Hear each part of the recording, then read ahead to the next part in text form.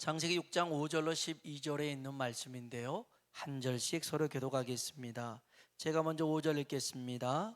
여호와께서 사람의 죄악이 세상에 가득함과 그의 마음으로 생각하는 모든 계획이 항상 악할 뿐임을 보시고,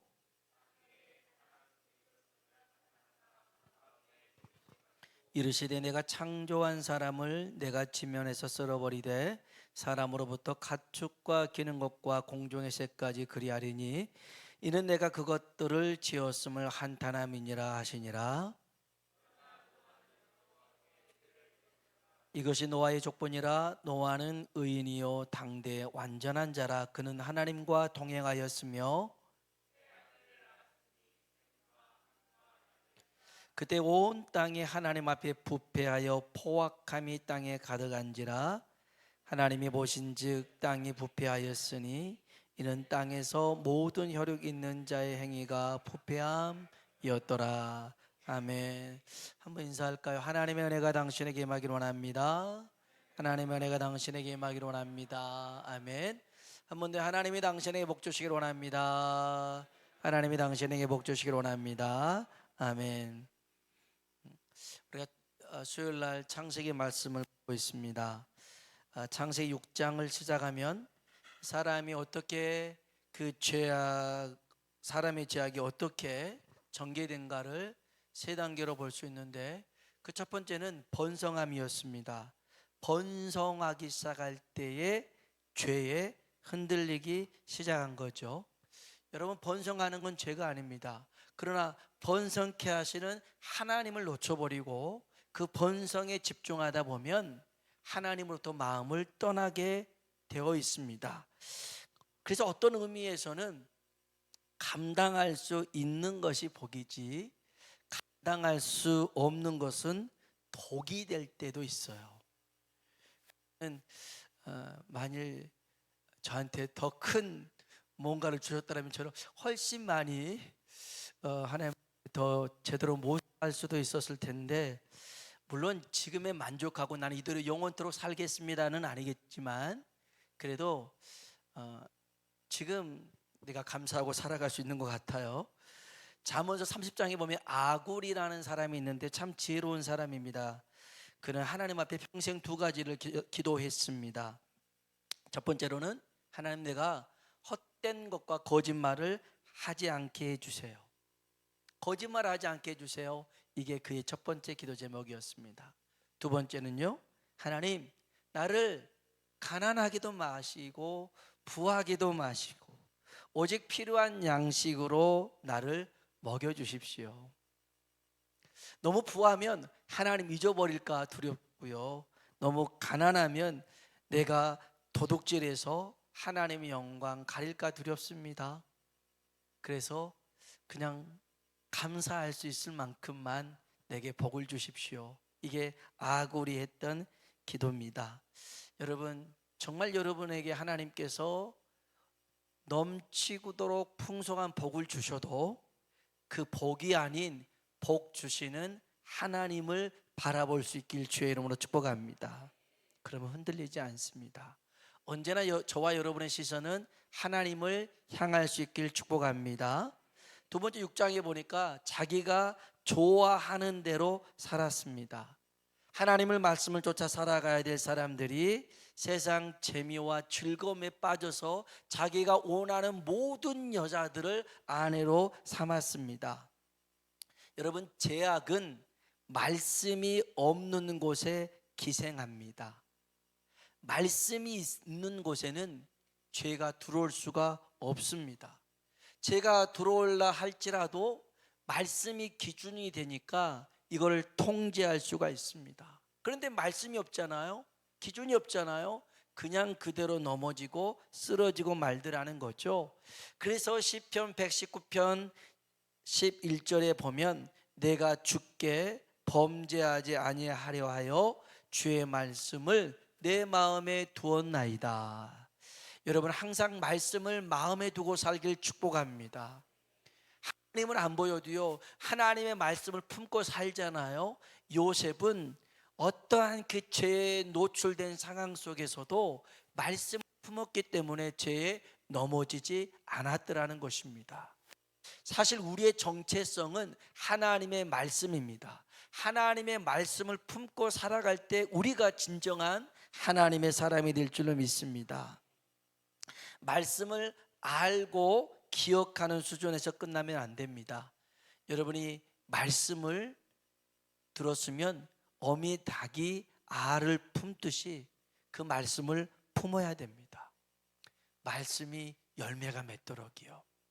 그래서 아까도 구역장 모임을 가졌는데 어떤 구역장님 그런 얘기를 해요. 내가 건강에 대한 염려를 생각하지 않고 하나님께서 나를 회복해 하시는 그 약속의 말씀을 바라보고 선포하겠습니다. 그래서 그렇게 될 줄로 믿습니다. 주일날에도 말씀드렸잖아요. 우리는 말한 대로 되어질 줄로 믿습니다. 하나님께서 들어 역사하시기 때문에 그렇습니다. 하나님의 자녀들은 자기가 좋아하는 대로 살면 안 됩니다. 말씀대로 살아야 될 줄로 믿습니다. 세 번째는요, 영적인 존재가 육체가 되어버렸을 때 죄에 사로잡히게 되었습니다. 그래서 여기 6장 3절에 보면 여호와께서 이르시되 나의 영이 영원히 사람과 함께하지 아니하리니 이는 그들이 육신이 됨이라. 원래 그들은 육체를 입고 있었습니다. 그러나 육신이 됐다라는 말은 그들이 영적인 일에 관심을 갖지 않더라는 것입니다. 육체의 즐거움을 위해서 살아가더라는 것입니다. 그러면 여러분 우리가요 자꾸만 이 세상의 것을 쫓아가다 보면 세상 유혹에 흔들리게 되어 있습니다. 되어 있어요. 그래서 그 소방관들이 불을 끌 때요 어떻게 그 불을 그 위험의 순간들을 다 파악을 해서 그 불을 끌까에 대해서 어떤 사람이 같이 그 자리에 동참해서 봤더니 기가 막히게 위험 요소를 딱딱 발견하고 끄더라는 거예요. 그래서 어떻게 껐습니까? 물어봤더니 아무 생각이 없었대요. 그냥 본능대로 직관대로 했더라는 겁니다. 직관 능력이 뛰어난 거죠. 근데 이 사람들이 그렇게 뛰어났기 때문에 소방관이 된 것이 아니고요, 수많은 경험 속에서 이게 의식과 무의식 사이에 그게 축적이 된 거예요. 그래서 이것을 봤을 때 직관적으로 위험 요소가 있다면 그쪽부터 나간다라는 것이죠. 하나님의 사람들도 마찬가지입니다. 우리가 의식적으로 하나님의 말씀을 자꾸만 묵상하고 그 말씀을 쫓아갈 때에 나의 무의식 속에서도 하나님의 말씀이 살아 역사하더라는 것입니다. 그러면 육의 사람이 될 수가 없어요. 영의 사람으로 살아갈 수가 있습니다. 여러분, 영적인 존재는 하나님의 임재 속에 사는 사람입니다. 영적인 존재는요 하나님과 교제하는 사람입니다. 하나님의 뜻을 존중하는 사람이죠. 그래서 바울은 에베소 교회를 위해서 기도할 때 이렇게 기도합니다.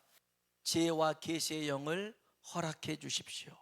그래서 하나님의 넓고 크고 깊고 깊은 사랑을 깨달아 알게 해 주십시오. 그래야만 세상의 육적인 사람이 아니라 영적인 사람이 될 수 있거든요. 다시 한번 힘줘서 말씀드립니다. 여러분, 우리의 능력은 세상의 것을 얼마나 가지고 있느냐가 아닙니다.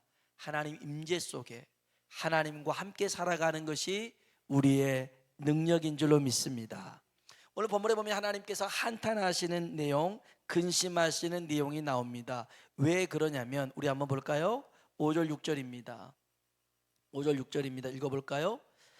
여호와께서 사람의 죄악이 세상에 가득함과 그의 마음으로 생각하는 모든 계획이 항상 악할 뿐임을 보시고 땅 위에 사람 지으셨음을 한탄하사 마음에 근심하시고. 아멘. 사람의 죄악이 세상에 가득했습니다. 마음속으로 생각하는 모든 계획이 항상 악하더라는 것입니다. 여러분, 하나님 없는 삶은요 사람들은 죄악된 행동을 하게 되어 있습니다. 사실 우리가 범죄하는 이유도 그렇습니다. 하나님이 없다라고 생각하니까, 하나님이 모른다고 생각하니까 우리가 죄를 저지르는 것입니다. 우리가 악한 생각, 악한 계획을 하는 이유가 뭐냐면 하나님 없는 생각을 하다 보면 자꾸만 악한 생각을 하게 되어 있습니다. 그러한 모습이 하나님께 근심이 되고 한탄케 되었더라는 것입니다. 여러분, 세상에 하나님이 없다 그러면 여러분 어떻게 살 것 같습니까? 막 마시고 즐기고 뭐 하고 싶은 대로 참지 않고 살지 않겠습니까? 아마 이런 삶은 아마 하나님을 모르고 사는 삶의 그런 모습일 것입니다. 여러분, 혹시 그 삶이 그립거나 그 삶을 막 살고 싶은 욕망이 여러분에게 불쑥불쑥 일어납니까? 그러면 안 됩니다. 저는 이제까지 그 반창회나 동창회 이런 것들 한 번도 가본 적이 없어요. 그래서 뭐 동문들 모임에 보고 싶기도 한데 어찌어찌해서 그 초등학교 동창하면 그 이제 6학년 때 만났던 친구들인데 그 친구들하고 카톡을 조금 한 적이 있었어요. 그런데 이 친구들하고 벌써 그 카톡에서 나누는 대화 자체가 공감이 안 되더라고요. 이 친구들은 이미 사회 속에 찌들어 산 친구들이었어요. 모임을 가지면 회식을 하고 2차를 가고 3차를 가는 그런 친구들이기 때문에 거기에 내가 목사인데 끼어서 할렐루야 우리 모두 하나님 앞에 이런 말들을 쓸 수 있는 그런 공간이 안 되더라고요. 그래서 어느 순간 좀 하다가 제가 여기는 계속 여기 있다가는 내가 좀 마음이 불편해지겠구나. 아무튼 그 친구들이 너무 보고 싶긴 했거든요. 그런데 이게 보지 않았는데도 나누는 이런 글 속에서도 벌써 괴리감이 있더라고요. 제가 불편함을 느꼈어요. 그래서 제가 그냥 조용히 나와버렸어요. 여러분, 하나님 없는 삶, 하나님 없는 생각, 이런 사람들의 생각과 기준은 세상입니다. 세상 좋은 것들, 세상 즐거운 것들, 세상 재미나는 것들이, 세상의 성공들이 이 사람들의 가치와 기준이 되어버렸죠. 여러분, 하나님의 근심은 세상에 뭐가 부족해서 하는 근심이 아니었습니다. 하나님의 계획대로 뜻대로 되지 않는 것이었습니다. 하나님 없는 삶, 하나님 없는 생각, 이것이 하나님은 죄라고 명시하고 있습니다. 여러분은 어떤 생각을 하고 살았습니까? 오늘 살아갈 때 하나님 생각하셨습니까?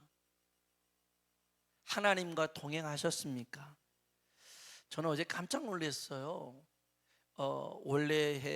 지방의 원래의 모임을 갖고 이제 그 여기 쿠쿠 상봉점에서 그 원래를 가졌는데 내려오는 길이었어요. 여러 목사님들하고 같이 이제 또 다른 일행분들하고 같이 내려오는데 한 남자분이 저를 딱 보더니 혹시 목사님 아니세요? 그러더라고요. 예, 목사 맞습니다. 목사님처럼 그렇게 보였습니다. 그러더라고요. 순간 그 옆에 이제 지방회장 목사님도 있고 총무 목사님도 있는데 저를 딱하니 보고 그렇게 얘기하니까 순간 놀랬기도 하고, 야, 과연 목사의 모습이 어떤 모습일까? 어떤 모습이어서 목사 아닙니까? 물론 형사 아닙니까? 뭐 도둑놈 아닙니까? 이런 것보다 훨씬 나은데 제가 스스로가 두려웠습니다. 두려웠어요. 그러면서 나는 정말 목사로서 하나님의 근심하는 것들을 내가 근심하고 하나님의 걱정하는 것들을 내가 걱정하며 살아가고 있을까를 생각해 봤습니다.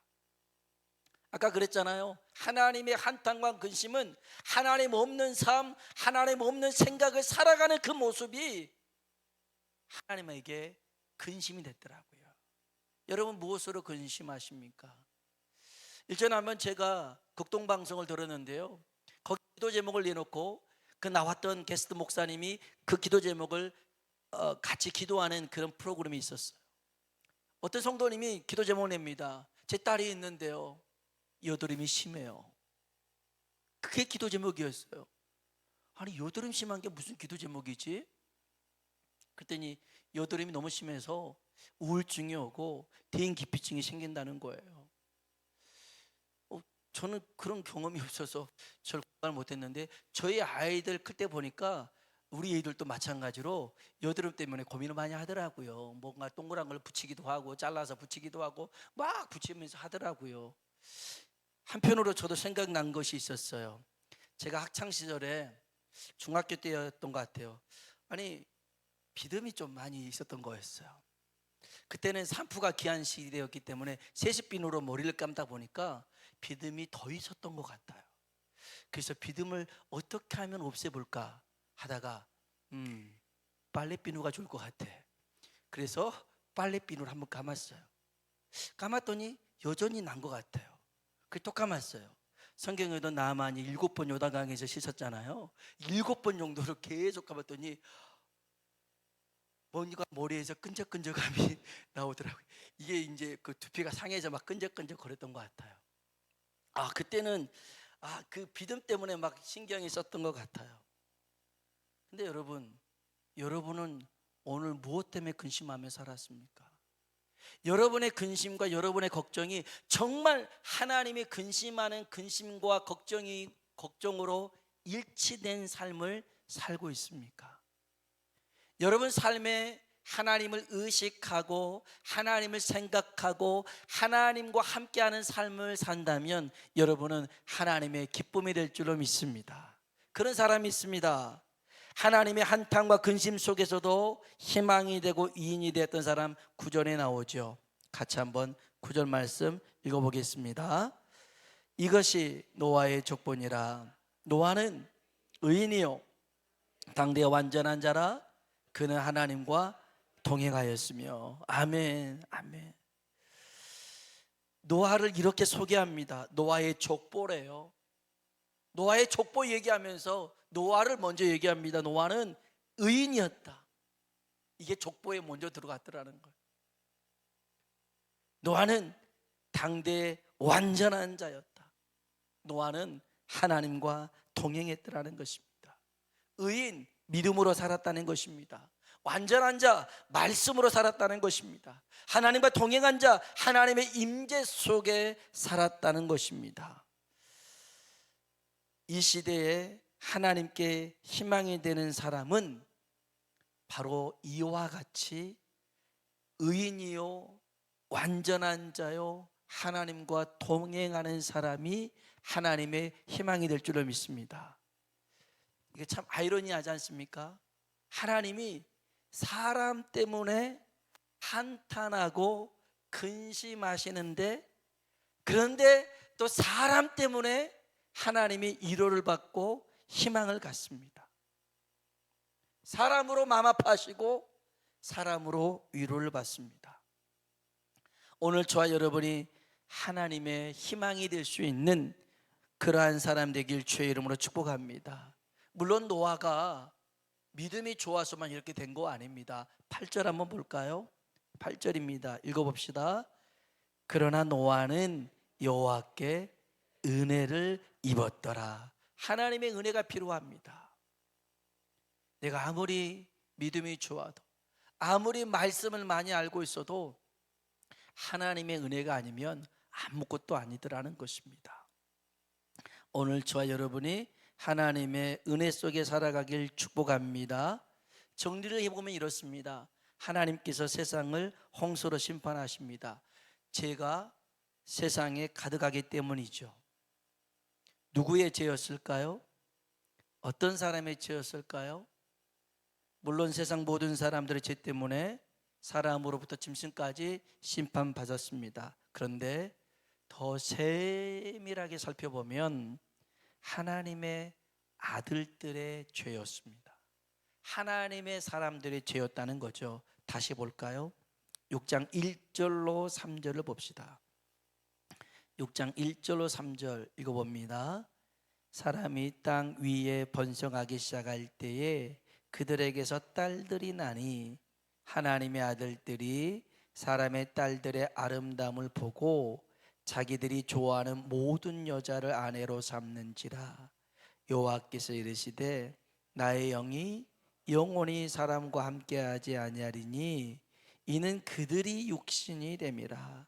그러나 그들의 날은 120년이 되리라 하시니라. 아멘. 아멘. 하나님은 세상 사람들의 죄악을 결코 묵인하거나 용납하지 않습니다. 그럼에도 하나님의 자녀들, 하나님의 백성들이 말씀 속에서 믿음으로 살아가야 되고 또 하나님과 동행하면서 살아가야 되는데 그렇게 살지 못하는 겁니다. 역으로 말하면 여전히 세상은 악한 세상이지만 하나님의 자녀들이 하나님의 말씀을 의지하면서 하나님과 동행하며 산다면 하나님은 용서를 해주기도 하십니다. 무슨 말이냐면 소돔과 고모라 땅을 위해서 아브라함이 기도하는 내용 잘 압니다. 의인 50명부터 40명, 10명까지 줄여가면서 기도합니다. 그런데요, 성경에 보면 놀라운 얘기가 기록되어 있습니다. 한번 볼까요? 창세기 18장입니다. 창세기 18장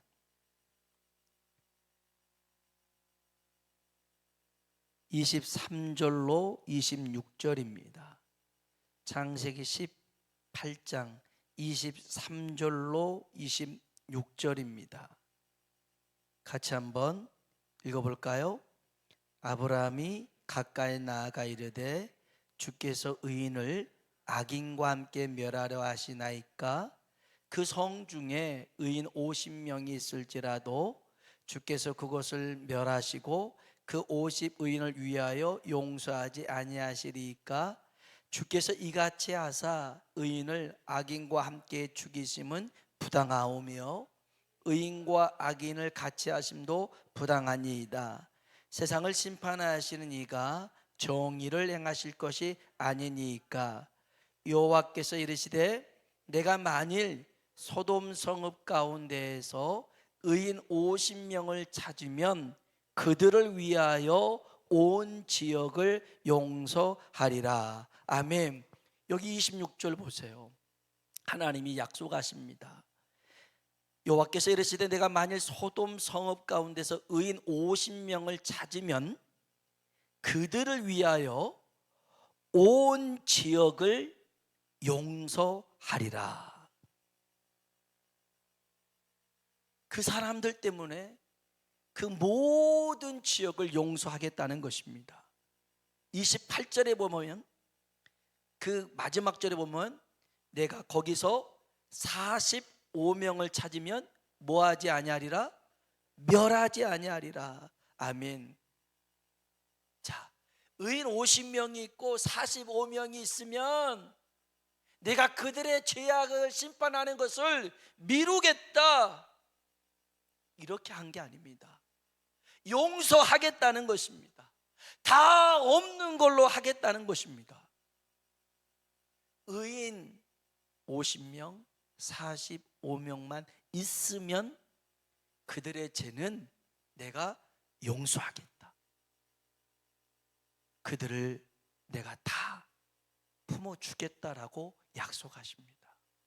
그러니 여러분, 세상 탓할 게 없습니다.